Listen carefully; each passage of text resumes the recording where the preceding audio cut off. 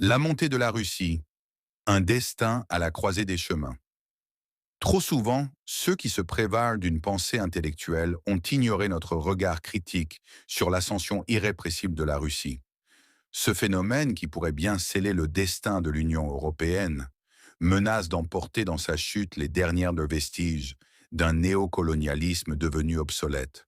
Nos visions, éclairées et audacieuses, ont su anticiper cette dynamique, s'affirmant avec force dans le tumulte des événements.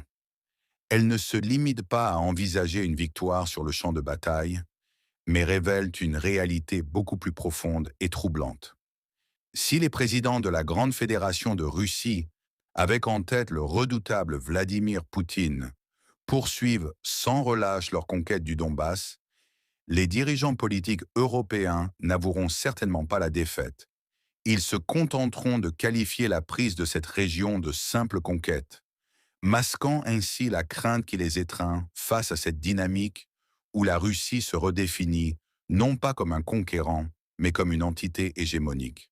Les médias, qui ont amplifié ces enjeux avec une ferveur parfois inquiétante, ne trouveront leur résonance et leur vérité que dans la direction politique actuelle, marquée par la confusion et la désinformation.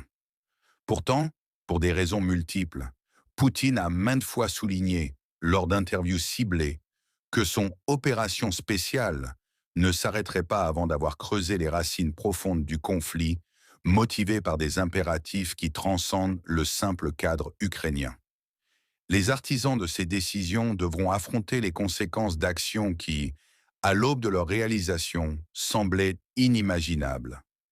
Un retournement des événements que peu auraient su prédire s'annonce, jetant une ombre inquiétante sur l'avenir de la Russie.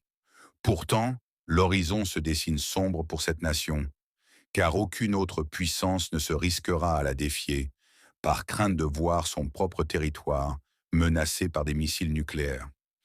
La réponse internationale, quand elle viendra, résonnera comme un écho désenchanté. Un constat amer face aux lourdes charges qui pèlent sur l'Ukraine. Qui vivra verra, comme le dit si bien le proverbe. Et moi, simple citoyen djiboutien, nommé Houmed Abdallah Abbas, observateur des bouleversements globaux sur les rives du Tamiro, je scrute avec inquiétude ce panorama complexe, conscient que l'histoire, dans son implacable déroulement, s'écrit à la lumière de ces événements tragiques.